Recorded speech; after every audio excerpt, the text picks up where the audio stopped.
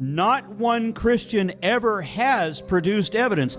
He didn't either, nor can you. No one can. It doesn't exist. That's not the debate tonight. I demand that anybody in this room who calls yourself a Christian, if you think you have scientific evidence to indicate you're God, bring it. You ain't got it. I win. 46% of Americans believe in the creationist view. God created humans in the present form at one time in the last 10,000 years. Does that just shock you that so many people still think that? Yes, it does. Shock you? It doesn't shock me, but it's pretty troubling. How about the recent push to implement intelligent design in school curriculums?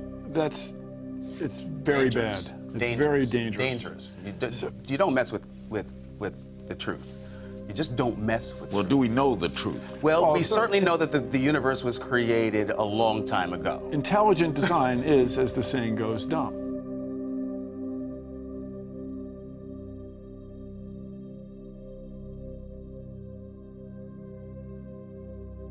In 2007, WorldNet Daily published an article stating atheists are making a concerted effort to win the youth of America and the world. Hundreds of websites and blogs on the internet seek to convince and convert adolescents, endeavoring to remove any residue of theism from their minds and hearts by packaging atheism as the choice of a new generation. And I say to the grown-ups, if you want to deny evolution and live in your world that's completely inconsistent with everything we observe in the universe, that's fine. But don't make your kids do it, because we need them. The idea of deep time, of billions of years, explains so much of the world around us. If you try to ignore that, your worldview just becomes, your world just becomes fantastically complicated when you don't believe in evolution.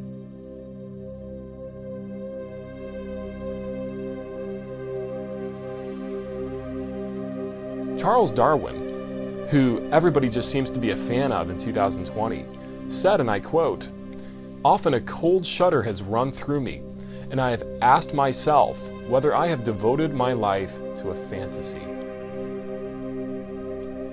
Do you really think it's logical and rational to take a sticker with that man's name and put it on the back of your car and be proud to represent a man who thought he was living in Fantasyland? And let's go back to Columbine in Colorado. The Columbine shooters wrote before they died that what they did in killing their fellow students and teachers, they did it because they were taught evolution at the Columbine High School. They decided that their fellow students and teachers were inferior, and therefore they had a right to blow them away. This is the consequences of evolution.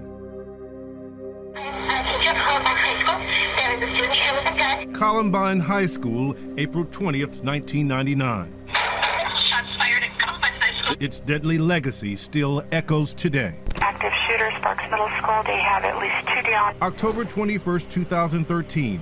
A Nevada boy, only 12, shoots and kills a teacher, wounds 2 students, then takes his own life. Police find pictures of the Columbine killers on the boy's cell phone. All the suspects were inspired by or somehow tied to the Columbine tragedy, when Eric Harris and Dylan Klebold hunted down and killed 12 students and a teacher in cold blood. Richard Dawkins recently said that religion poisons the mind. Really, is that why 97% of school shootings are carried out by atheists? Yet Christians have their minds poisoned according to you, yet Christians have never committed such an act?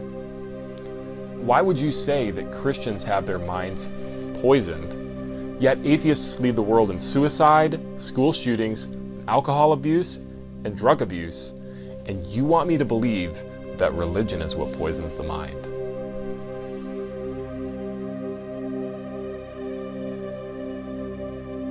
Video diaries, journals, police interrogations where the Columbine killers often emerged.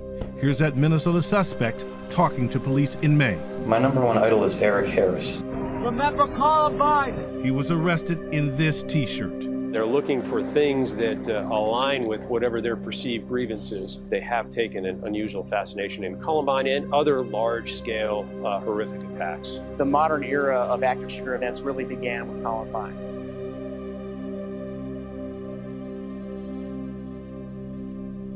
Your world just becomes fantastically complicated when you don't believe in evolution.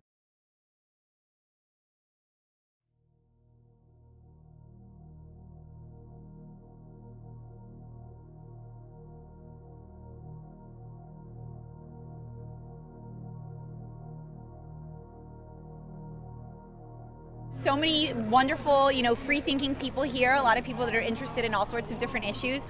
I came out today for a reason and for free thought. Can you explain your fantastic ensemble for me? I get mistaken for this mythical being Jesus all the time, but it's really just me. And the biggest problem that I've noticed with atheists is that they don't really come asking questions. They're not curious people. They're actually anti-creation.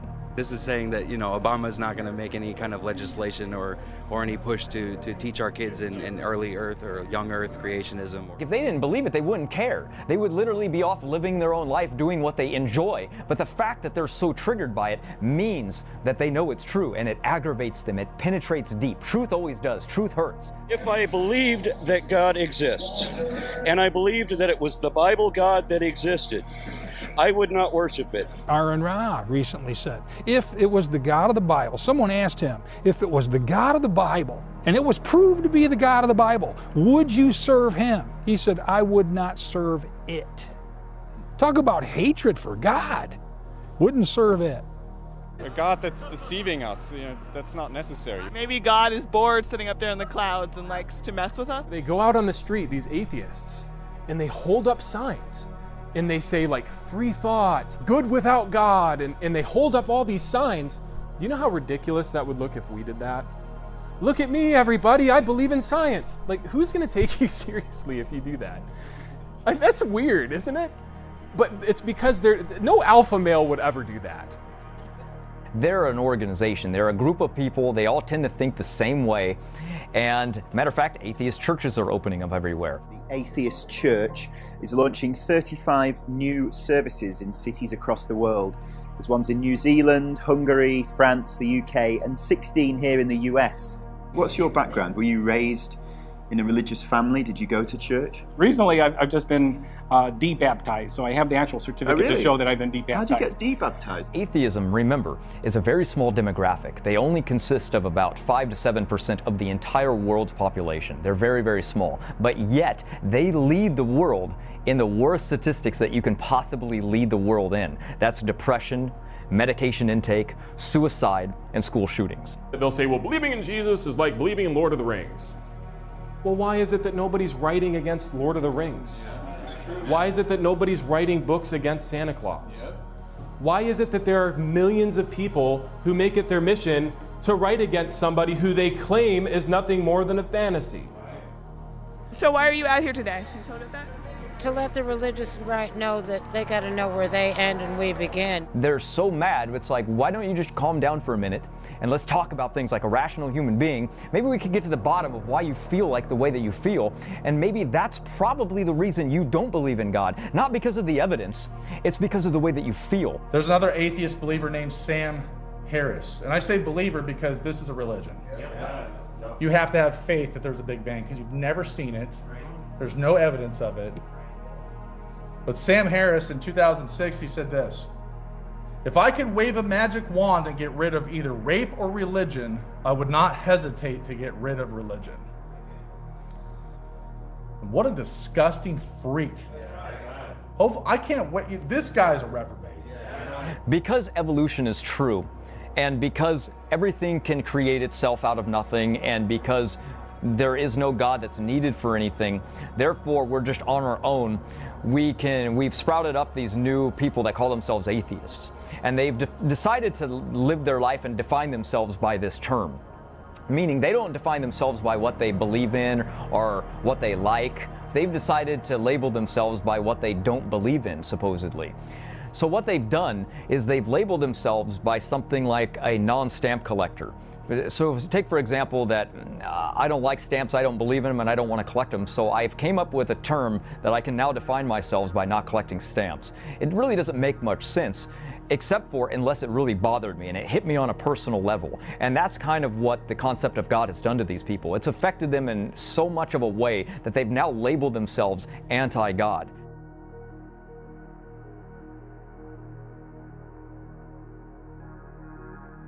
About 13.7 billion years ago, this tiny singularity violently exploded. And it is from this explosion, this bang, that all matter, energy, space, and time were created. So the Big Bang Theory states that all of the matter in the universe was condensed down to an infinitesimal amount of space smaller than a single proton. So everything you see in this room, just imagine, folks, it was all condensed down to a single proton, smaller than that, and then in a billionth of a billionth of a billionth of a second, it went from the size of that tiny point to something billions of miles across. Who here thinks that's just logical and scientific? Explosions don't create natural law and order, they create chaos. But yet we have unchanging laws. Where did these laws come from? Where did they arise? Nothing can travel faster than the speed of light. Yet in a billionth of a billionth of a billionth of a second, it went from that tiny point to something billions of miles across. That's millions of times faster than the speed of light. It's not even scientifically possible. You know, 326 million trillion gallons of water exist on Earth right now. So for somebody to believe that those gallons of water were all condensed down to an infinitesimal amount of space smaller than a single proton, that takes great faith. That takes great belief. Get this too. What if I said nothing caused something behind this piano to explode? What if I said nothing caused it? You'd say, man, that's crazy, that's weird. But that's literally what they believe. They believe that nothing exploded and that there was no God, so nothing had to cause nothing to explode. That is bizarre. Big Bang Theory is just a reminder that these people have decided what truth is, and they will use any explanation that does not include God. And the fact that the Big Bang is all they can come up with, it just is a reminder to me that there is no other explanation except that there is a God and that this is His creation. Like, what if I said nothing caused something over here to explode? Again, highly unlikely. No, it's impossible. I would say it's highly unlikely. I would not say impossible. So you think it's possible that nothing could cause something to explode? I would say, is there a chance? Yeah. Because again, I don't exercise absolute certainty. Are you absolutely certain of that?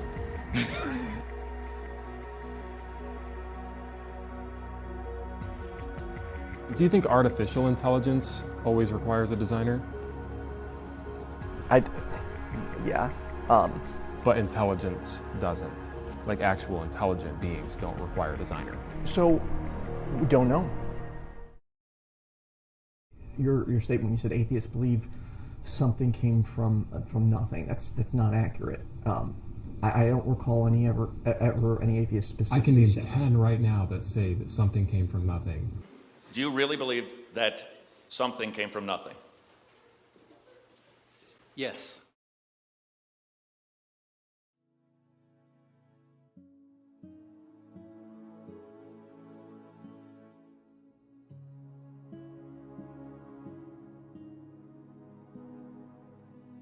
Here's another one for you. You can't resist a headline that from the Mail. Monkeys who sailed 900 miles across the Atlantic. Intrepid monkeys, according to scientists, made an improbable sea voyage from Africa to South America on a raft. Picture it. On a raft 34 million years ago. They're saying that the only way they could have got there is climbing on a little raft. Evolutionists also claim that monkeys, because monkeys had to have somehow gotten to South America from Africa. That's what evolutionary theory states, and they have a problem figuring out how. So their best conclusion that their best scientists have come up with is this idea that monkeys surfed across the ocean, across the ocean to a land anew over in South America. Now that has a lot of problems. There's tides out there. You know, they probably get blown off their surf. Who has ever seen a monkey surf? I don't even think they can. I didn't believe you, Matt. Honestly, when you just said that, because I've never heard this before, I was like, no one believes this. No one in the right mind. So I Googled it. Look at this, NationalGeographic.com. Long ago, about 36 million years before today, a raft of monkeys found themselves adrift in the Atlantic. I mean, can you believe this? This is really what they believe? This is crazy. CNN.com, prehistoric monkeys rafted across the Atlantic. Are you kidding me, Matt? Some things come to my mind immediately. First, what would ever possess a group of monkeys to find anything of a platform and take to sea? Secondly, how did they survive?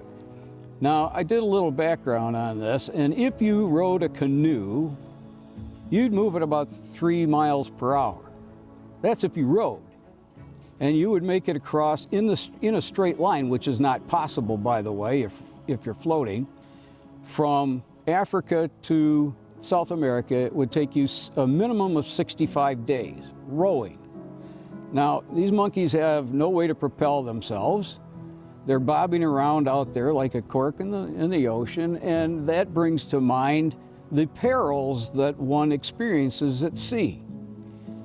How about gales, hurricanes, Euroclydons as they were called? Even if they survived that, what did they eat? Now, supposing they became cannibals and ate each other. Okay, perhaps they could survive for a while, but what did they drink? They're freshwater animals. They don't drink salt water. Given all of that, even if they managed to survive all of that, there are things such as sharks, which even atheists believe in, and they tend to feed. And when they see something that draws their attention, as floating objects tend to do, they come up and they investigate. And they investigate by hitting it first. So I can imagine all these monkeys flopping around in the water, trying to get back to their raft and becoming quite a consumption for whatever shark was happened to be in the water. So, is it possible? No. Is it probable? Absolutely not. So, with that said, I'll leave that one alone. The surfing monkey theory is so hilarious to me, I'm almost embarrassed even talking about it. But the thing is, we have to talk about it because they're actually promoting this in so-called science books today. And it's just a reminder that these people, whenever there's evidence, you know, which is what science is supposed to be based off, that there is a creator, whenever they find evidence that disproves evolution, they go to just crazy theories like the surfing monkey theory. And they come up with stuff like that, and we're supposed to take them serious, and you know, we're supposed to let them intimidate us into silence on what we believe when they're coming up with stuff like that. I find it insulting, and it's embarrassing that we even have to address these type of things. But anything's acceptable as long as it doesn't include God today. Monkeys are fairly smart, so I mean, I don't see why it wouldn't be possible. Squids and octopuses have a different genetic build than any other creature in the world. So scientists have come to the conclusion that they couldn't have come from any other sea creature. So here's what evolutionary theory states about how they got here. Evolution says, or evolutionists claim, it says one plausible explanation, in our view, is that the genes are likely new extraterrestrial imports to Earth. These scientists declare that, quote, the squid eggs hitched a ride to Earth on the back of asteroids. That is what evolution teaches, folks. I am not kidding. I don't know if you've ever tried to catch a moving vehicle, a vehicle that's moving faster than you. Let's say a train. When we were kids, we lived near a railroad track about a couple miles away, enough to be an attractive nuisance, and every once in a while we'd try to hop the freights. Sometimes they'd come through slow. If they were running 5 miles an hour, you could jump on them. If they were running faster than that, you didn't dare. Now, I don't know how fast an asteroid moves, but it moves faster than a freight train.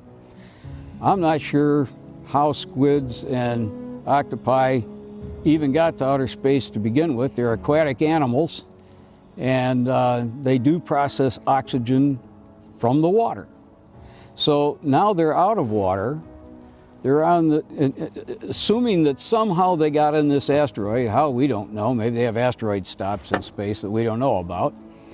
And they climb aboard, and now they're speeding through space, just happen to be on a trajectory leading them to Earth. Why do you suppose they have ceramic tiles on the space shuttle? They're there to keep it from burning up when it comes into our atmosphere.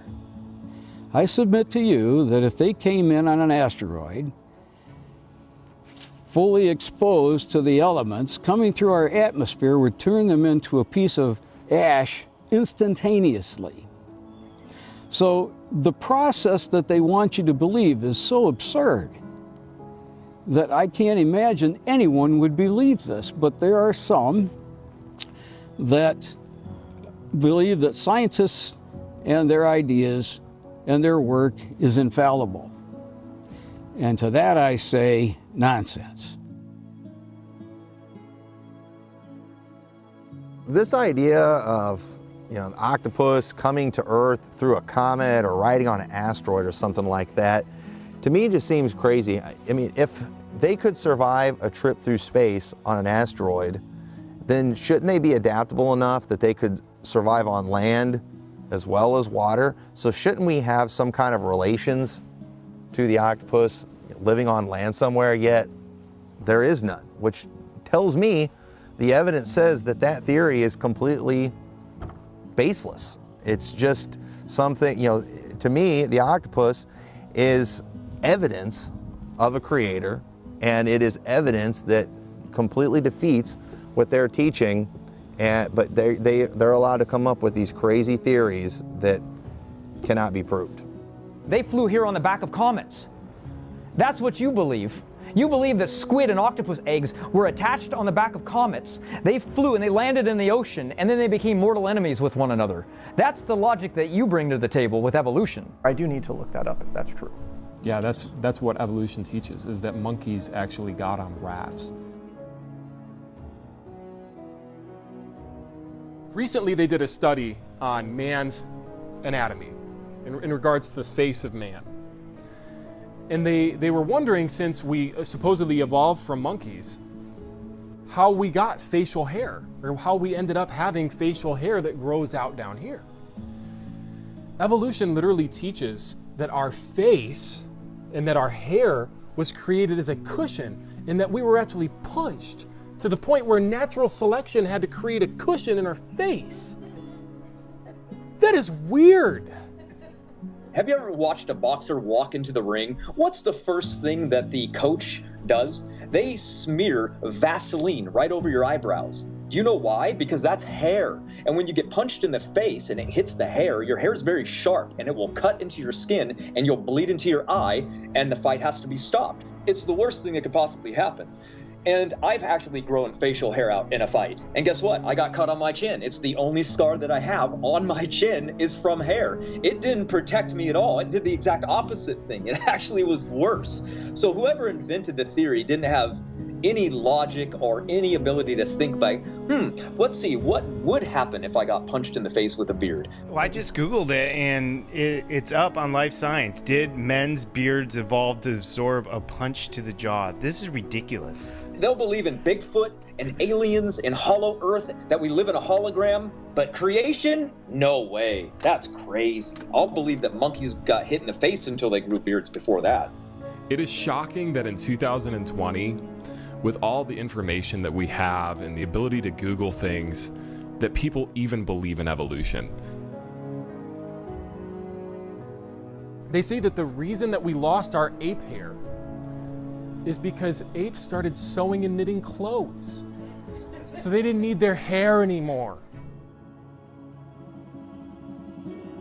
Think about it, people. Logic, come on. Why did it start needing to wear a jacket? An ape today doesn't need a jacket no matter where it lives. It can live in the tropics, you can put it in a zoo in the city, you can put it in the Arctic. They live out in the frost in Japan, up in the high mountains, and they just sit there. They don't need clothes. That's just ridiculous to think that they started wearing clothes when they don't need them, and that's why we lost our body fur. That's what they believe. Man, professing themselves to be wise, they became fools, who turned the glory of the uncorruptible God into an image like unto corruptible man and serve the creature rather than the creator. That's what these people are. But does anybody actually really believe this? Like, or are these just theories that they throw out and hope, somebody actually, takes that as law?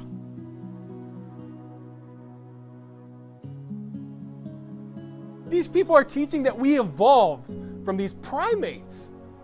Primitive superstition. Yeah, that's primitive superstition. Primates becoming humans. Fish to fishermen. They scoff. They mock at you. But they don't even know what evolution teaches. Duck-billed dinosaurs once crossed the ocean. The first duck-billed dinosaur fossil discovered in Africa. Because Africa was isolated by the deep oceans at that time, duck-billed dinosaurs must have crossed hundreds of miles of open water. Where's their source for that? Well, here's kind of interesting in this article that I'm reading. Here's who they quote as a source. Sherlock Holmes said, that's a joke, okay? He's a fictional character. Sherlock Holmes said, once you eliminate the impossible, whatever remains, no matter how improbable, must be the truth. I mean, this just came out. This is November 7th, 2020. And here's the thing. In order for evolution to be true, this stuff had to happen.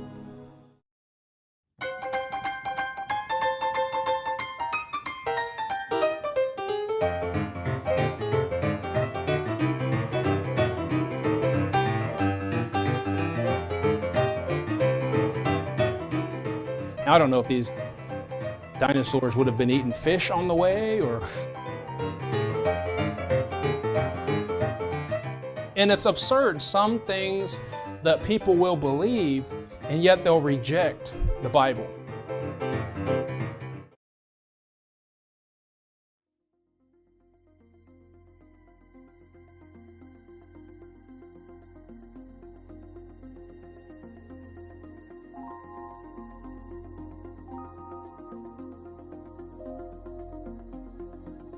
The tricky thing about Schweitzer's work is that she needs to get her hands on the insides of dinosaur bones, which means literally breaking the bones apart.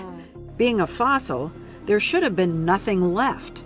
But there was, and it was elastic, like living tissue. This is the piece. No. She showed us video she took under the microscope. That's really what happened? Yes. That's the dinosaur bone? That's what was left. It looked like the soft tissue she would have expected to find if it had been modern bone.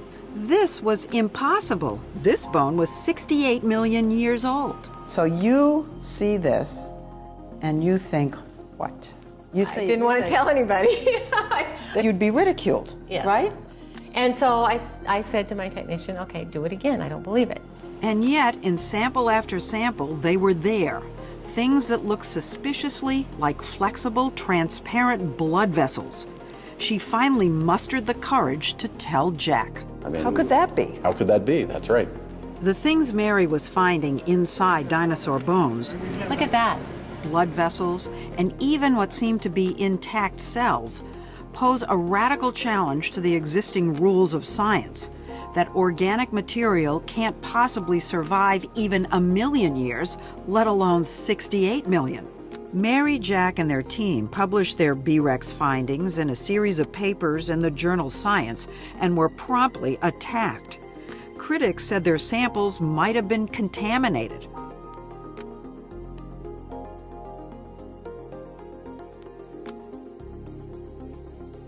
It's impossible for these materials to exist in the ground for millions and millions of years. So this disproves evolution and proves that these materials are simply the remnants of creatures that died approximately 4,500 years ago in a great worldwide flood called Noah's Flood.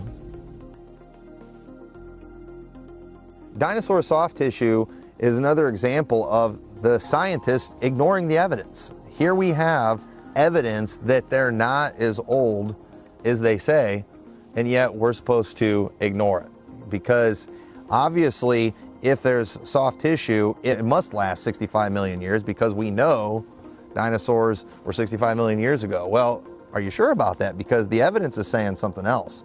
And the truth is, they only accept evidence that lines up with what they've already decided is true, and they ignore the rest. But we're all supposed to just accept that as science because they told us, even though they haven't shown us, and though we're seeing opposite.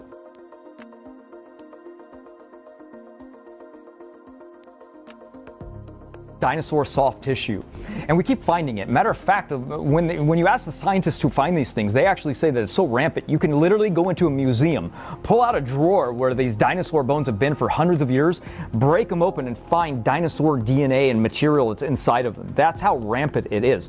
So just the fact that we have found dinosaur soft tissue just within the past century proves that the Earth cannot be millions of years old. A lot of atheists, when they had heard this, they discredited the person who came out with it, a fellow evolutionist. Even if you were to put dinosaur soft tissue inside of an airtight jar, that was in another airtight jar and another airtight jar, deep time will always cause things to deteriorate. So there's no way that it could have lasted 65 million years. It's lucky that it even lasted 1,000 years. I mean, you look at animals that die out in nature today, they decay almost right away.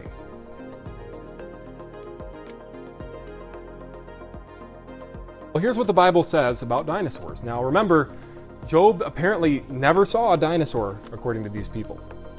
Job 40 verse 15, it says, "Behold now a behemoth, which I made with thee." So the Bible says that whatever this creature is, it was made with Job. It was the same time frame. "He eateth grass as an ox." And they say, "Huh, see, we gotcha. That's not a dinosaur. It ate grass." Remember when evolution said that 55 million years ago, grass evolved? It was the first time they had ever seen grass. Dinosaurs never saw grass. And then they decided, we're going to start investigating to see what dinosaurs ate. They dug up dinosaur feces, which I don't know how it lasted 65 million years. But they discovered dinosaur feces, and they tested the feces of the dinosaur, and guess what the dinosaur ate? Dinosaur dung is full of grass. That falsifies grass evolving after dinosaurs. Dinosaurs lived 65 million years. Grass evolved 55 million years ago. Dinosaurs ate grass. Which one is it? Falsified again. Grass evolved way before that, according to their own theory now, but they didn't find grass in the fossil records, so therefore grass didn't exist. He moveth his tail like a cedar. The sinews of his stones are wrapped together. It moved its tail like a cedar. Do you guys know of any creature that moves its tail and it's as big as a cedar tree? There's nothing like that out there except a brachiosaur or dinosaur.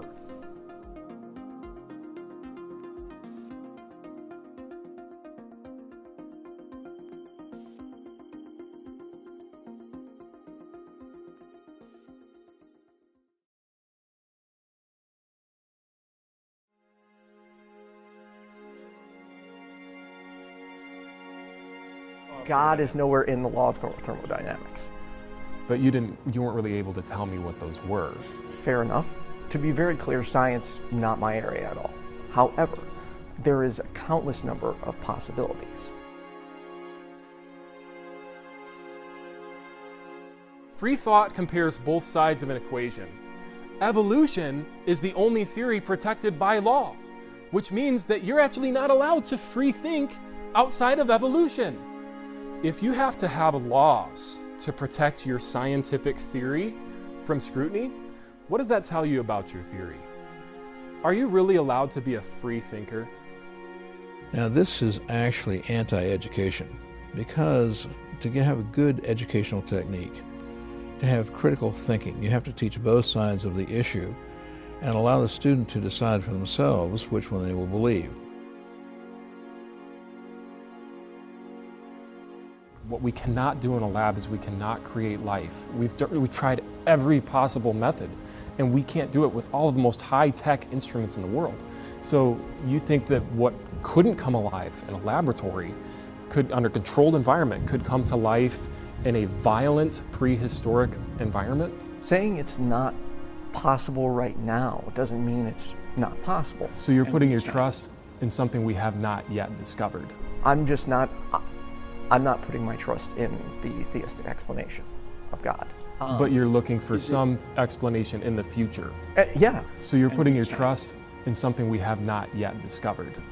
I don't want to necessarily have absolute certainty or claim absolute certainty on any position. Really, as you use cause and effect reasoning, starting with humans and argue back where did humans come from and where did life come from, ultimately they do believe that minerals, by some random chance process, probably in water, came together to form life. Now, there's a big contradiction to that because water destroys biological molecules. The big contradiction is that also oxygen, if molecules are trying to form in the presence of oxygen or in the presence of water, then they are destroyed faster than they could be made.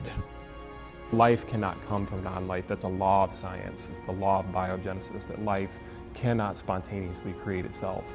And so according to evolution, or according to atheism, life would have had to come about in the water, DNA. Well, we know that DNA is destroyed by water. Water destroys DNA. Again, oxygen and water destroy things like DNA molecules. The whole idea of evolutionary thinking simply falls apart when you take a look at it and look deeply. It's the exact opposite of what evolution needs. So we're seeing the opposite of what they say happens. What are we supposed to believe? Fairy tale pseudoscience or what we actually observationally see? I mean, I'm going to go with what I see. That's why I was an evolutionist and now I believe in creation. Because when I look under the microscope and I go, wow, the exact opposite is occurring of what I was taught and told in school, and what I'm seeing is degradation everywhere I look. What other model exists? Well, there's only one model that explains this well. That's the creation model. And that's what I go with. I go with what we see and what we can test. It's the only thing that makes logical sense. Unless I want to remain in ignorance and stay an atheist, I can't do it. Genetics is where the war against evolution is actually won. And it's won with genetic entropy. Genetic entropy is one of the single strongest modern scientific arguments against evolution. Because in genetic entropy, which is really the second law of thermodynamics as applied to genetics, as you copy information, you will inevitably destroy it, lose it, corrupt it. That's exactly what occurs in genetics. When you copy previously existing information, you have only two choices. You can either copy it perfectly or imperfectly. And so what happens is over time, genetic information is lost, it is not gained. We're seeing that mutations are causing cancer and disease and degradation going on inside the human body. It's the exact opposite of what evolution needs. It proves absolutely that we started with perfect genetic information and it's being lost over time. Today, because of the Human Genome Project completed in April of 2003, we know that we're losing 1 to 2% of our genetic information as human beings per generation. Now, we are the approximately 250th generation since creation, roughly 6,000 years ago. The truth is, we shouldn't even be here.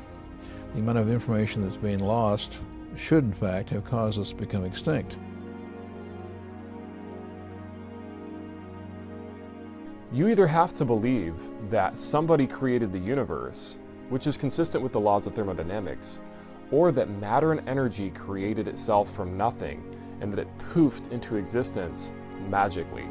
And so atheists will often accuse Christians of believing in magic.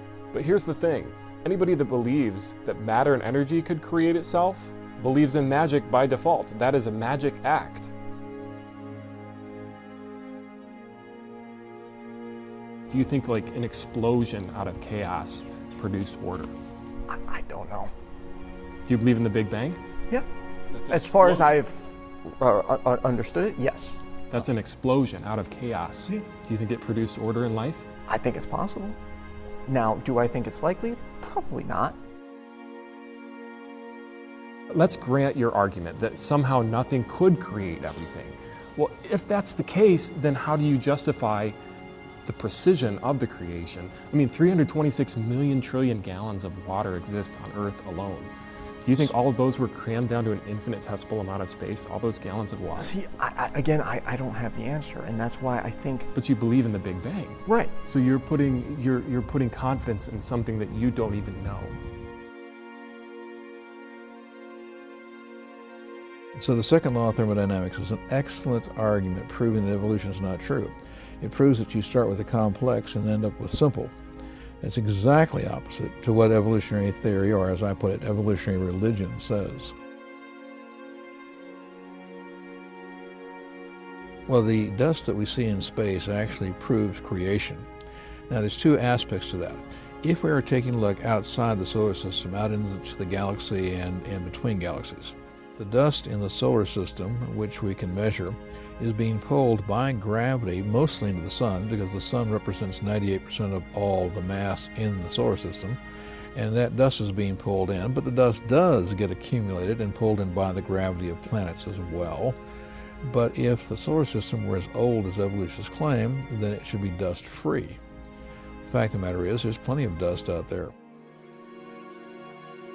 The rings around Neptune, the rings around Saturn are lumpy. Now, what does that tell you? It means that they're not old. It proves that they are young. As a matter of fact, the rings that you think about are actually very active. And the rings that are closest, for instance, to Saturn are actually being sucked into the planet and being destroyed. The rings at the outer edge are being thrown off into space by centrifugal forces. If the rings around Saturn and Neptune were in fact old, they would be completely smoothed out by now, but they are lumpy. God flooded the world 4,400 years ago and killed every single living thing on the planet. And the only thing that survived was 2 of each kind of animal on Noah's Ark, and his family got off that boat and they repopulated the world. The reason that they say monkeys had to surf from Africa to South America, when you ask them, where's your evidence for that? Because I just say, it's in your imagination. They'll say, no, we have evidence. What's the evidence? Well, they're like, well, we found a monkey that was trying to get on a vegetation map, and it was fossilized, and it was over in an area where it shouldn't have been. You're proving the flood, folks.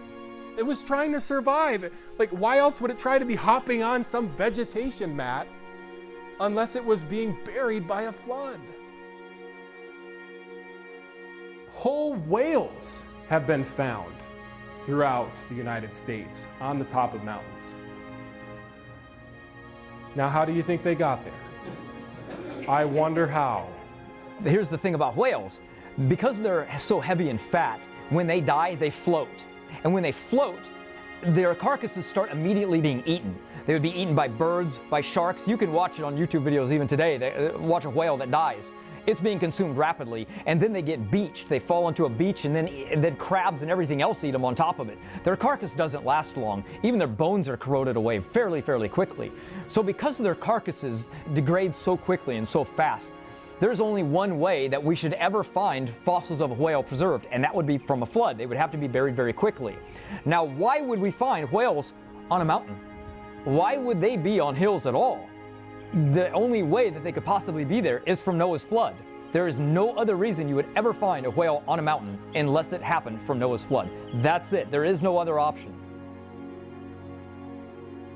If you were to step outside right now and you look at the ground, what do you see? You're going to see places where animals burrow down in. Groundhog holes, snake holes. You're going to see tree roots everywhere. You're going to see trees growing. Things are constantly going down into the ground. In between the layers of the Grand Canyon, if they were slow to form, we should expect to find animal holes. Because if you look outside right now, animals are constantly burrowing down into the earth. They're constantly burrowing holes down into the dirt. In between the layers of the Grand Canyon, we don't see any animal holes. If those layers were exposed for a period of time, animals would have burrowed into those layers. Trees would have grown in the layers, plants. Wouldn't you expect to find roots in the layers? Never find them. You know what that proves is that the layers were all deposited at the same exact time. If a layer is exposed, rain is going to fall, etching into the sedimentary rock a V-shaped erosion mark. Now that V-shaped erosion mark would be preserved when the next layer of mud came in on top and filled it in, but we don't see these V-shaped erosion marks. You will find that some layers are absolutely perfectly flat. There is nothing in between them.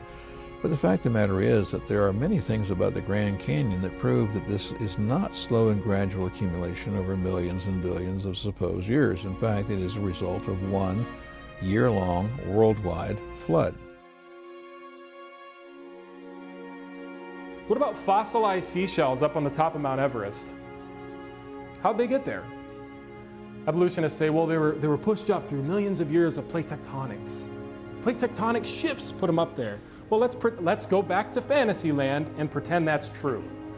The clams that are found there are closed. Now, they have a particular protein that's in them that when they die, it gets released and it forces them to open. There's no way they can stay closed. These clams are massive. They're bigger than human beings. So, the clams themselves would have easily been opened if they were just under, let's say, 1 or 2 feet of mud. They must have been buried under massive amounts of sediment.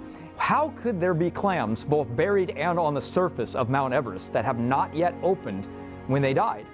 The only way that that is explained is from Noah's flood. There are no other options. Polystrata fossils. You got trees that broke off in the flood. And just like at Mount St. Helens, they'll come up and they'll float for quite a long time. Then they get waterlogged and they'll turn upside down, they'll go down and they'll lay in the sediment. They found that at Mount St. Helens. The sediment will form around it all the way up. You mean to tell me that them trees are going to stand there for millions of years while the sediment forms around it?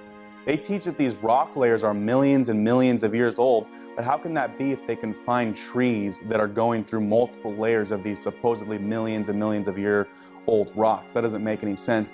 And not only do they find upright trees, because a lot of evolutionists will try to, scramble and say, oh, well, maybe it just grew through those layers of rocks somehow, which is impossible.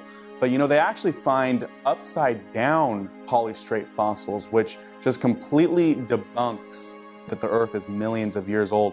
They have a real problem with this, and they want to tell you that the trees just stood there and they were straight up and the sediment formed around it. But no tree does that. You can't demonstrate that. You can't test it. You can't prove it. It's not science. There's no way that a tree is going to stand there for that long. And they find these trees broke off, upside down, or sections of them in the desert.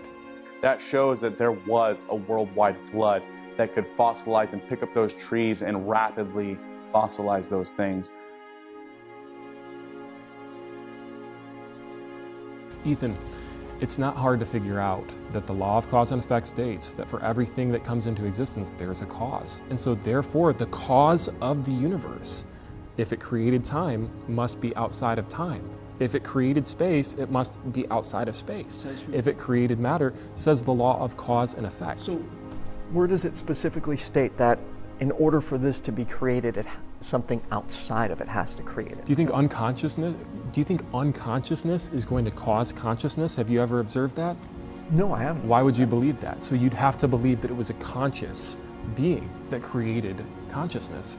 Because remember, the law of cause and effect and the first law of thermodynamics state that matter and energy cannot be created or destroyed, it can only be converted. So if there was no matter and energy, which all of science agrees that at one point there was nothing, either somebody created it or nobody created it and it poofed into existence magically. That's what the Big Bang even is. It's a poof. It's an imagination. The chances for a single protein, just one, is 10 to the 164th power. Who here thinks that 10 to the 164th power could happen by chance? Trillions of times over, right? Because there's trillions of proteins. Those are impossible chances. And for all that to have come about without a God, I think it's impossible.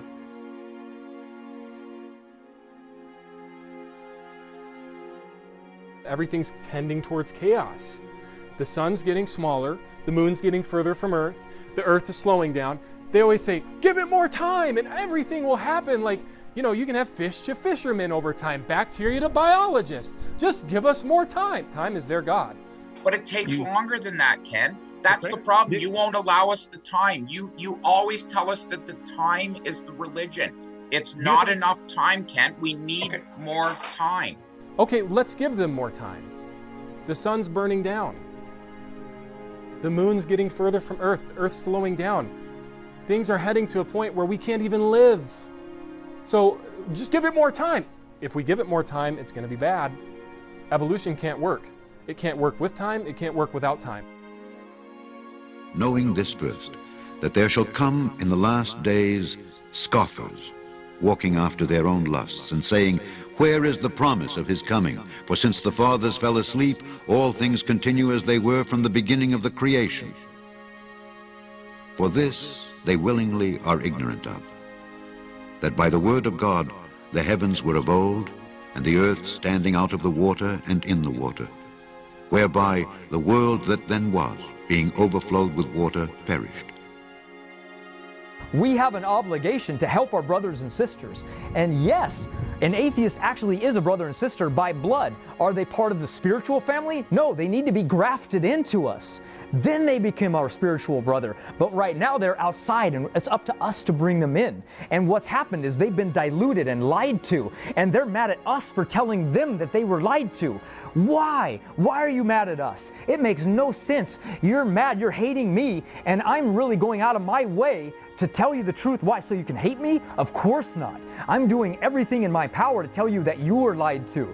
And I'm going out of my way to show you how you were lied to. And I want to bring you to the truth of what's really going on. And nothing is more of a destruction of that than the thought of evolution. Their books change every 10 years. They change the dates on everything. They change everything. And they'll tell you, oh, it's because we have more information now. No, it's because you've been falsified or you flopped on something and it has to be changed or else you're just going to be wrong forever. So what's really going on is the school is teaching you something by law that they have to, and they don't allow any other theory in, and it's protected by law, so they don't allow any other model. And then you've been indoctrinated in this just the same way that your teacher has, so they don't grasp anything outside that. They're not allowed to think outside the box, even though they tell you, go ahead, you can think about whatever you want. I'm a good teacher. You can put on that test any answer you want. Yeah, really? Then how come this one book is all you give me to study from and to give the answers from? If you were really truthful, you would have a blank test with maybe a couple generic questions that you would allow me to free think and give an answer to, not out of one book, but out of multiple books. But instead, it's an indoctrination tool. Remember, Rockefellers funded the academic society and said, I don't want a nation of thinkers, I want a nation of workers. Why did he say that? Because the more we free think and the more that we think about things, we become an individual and we can think for ourselves. Why does the military want you when you're young and not old? Because you're never going to fall in line and be indoctrinated. They need you when you're ripe and young and your mind is easily indoctrinated. So here's how schools trick you.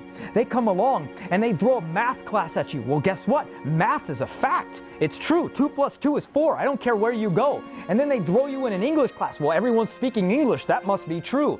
And then they tell you about history and they explain things to you. And then they throw you in this random evolutionary class where everything's subjective and changes all the time and they're mixed with truth and lies. And then all of a sudden, to you it's true because every other class you go to is true. So you're like, well, why would they lie to me? Obviously everything else is true, so therefore this is true. So you don't even question it. It's just given to you. It's just another book out of another book on the shelf, and therefore it is true. So you've been indoctrinated, and you can easily fall out of it, but it gets harder because you've got to remember, you've been taught this from junior high, all those years, and then through high school, all those years, and then you get into college and all those years. That is 1 hour out of every day of your life, all of those years of school. You think that's going to be easy to break with some guy walking up to you and saying evolution's a lie? You're going to be like, this dude's on crack. Evolution, what are you talking about? We see evolution all around us. A baby evolves into an adult. Grass evolves into corn. I mean, everything evolves. What are you talking about? So there's so much of a hurdle for us to get over because what we've done is we've made this generation of people that are ingrained into thinking in only one way. And evolution is the only way that there is. And there's only one model. And there's only one explanation. There isn't. There are more explanations, and they can be answered now, and there's more than one model, and our model is so good. It's never been seen before this good. Even 20 years ago, it wasn't nearly as good as it is now. I recommend people reading Replacing Darwin. It does replace the evolutionary model, and it's a really good explanation as to why that model is not good and ours is superior. You ask an evolutionist or an atheist, what is the meaning of life? Just ask them that. And they'll respond back with, well, my meaning of my life is whatever I make up. What they're admitting is that they're making up or make-believing a purpose for life. They don't think there actually is any purpose. And so they say, well, I'll just make up purpose. That's make-believe, folks. Why is it that some of the least religious places on earth are so sad that they need to take antidepressants every single day? I would plead that it's because without God, without a purpose in life, I think that man has to look at himself and say, what am I doing on this planet? Then you wonder why so many people commit suicide. Why am I here? How do I know that tree exists? How do I know this wall exists? How do I know this lamp exists? How do I know you exist? And then, because, all I know that exists is evil. So if everything is evil, I must be evil. I must be a product of evil. I'm doing something good because I'm killing evil. That is what happens when you don't have God. O Timothy, keep that which is committed to thy trust, avoiding profane and vain babblings and oppositions of science, falsely so called.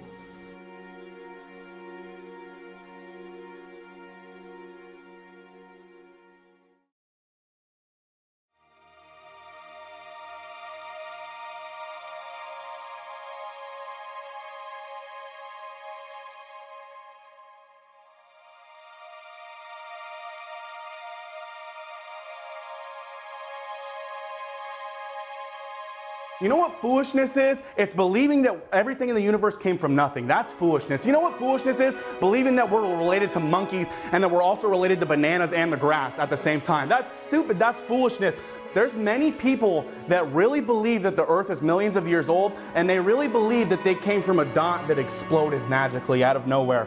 People really believe this stuff, and they say that we believe in fairy tales. They just have no evidence to back it up. Dogs are still producing dogs, cats are still producing cats, and obviously there's variations within kinds, but you'll never find an intermediate fossil because they just don't exist, because it's just not true.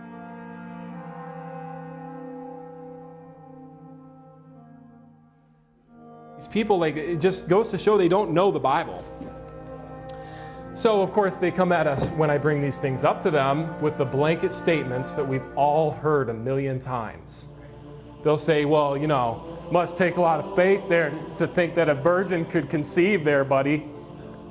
You know what? These people think a rock conceived. And one guy, I was in a debate a while ago with this guy, the raging atheist, and he goes, I don't know how anybody could have enough faith to believe that a Jewish man like Jesus would resurrect from the dead. And I'm just thinking, man, you think that every living cell came to life out of non-existence and from dead material to begin with. Yeah. You believe you and I and every other life form came to life out of non-existence. I believe Jesus died and resurrected. Jesus said, I have the power to lay down my life and I have the power to take it again into myself. And so Jesus had that power. But to say that you believe that every living life form resurrected from non-living material, that's crazy. That's madness. That's a greater resurrection than I believe in.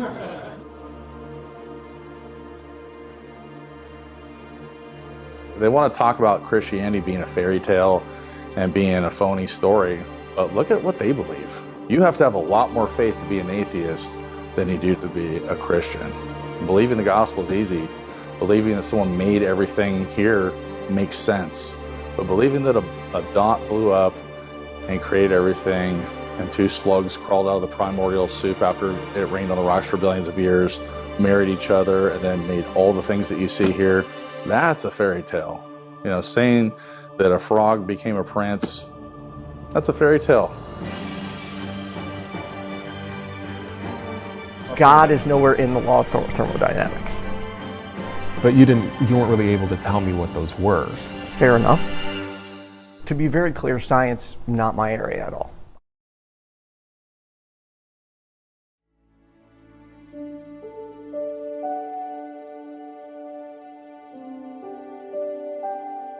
I'd like to ask these people, would you ever do a debate on the existence of Santa Claus? Would you ever do a debate on the existence of Bugs Bunny or Elmer Fudd? They wouldn't do it. You know what that tells me? That my Lord is legitimate enough in their eyes, that they feel like they have to spend their whole life fighting against him. And who defines their life by what they don't believe in? It's like, when they say, I'm an atheist, just the word atheist is ridiculous. Just the word. Because it literally means, I lack belief. That's what they say. It's just, I lack belief in God. Well, and you're going to call yourself that? You might as well just say, well, I'm a non-stamp collector. I don't collect stamps. I could say, well, I'm a non-stamp collector. Just the word atheist is ridiculous.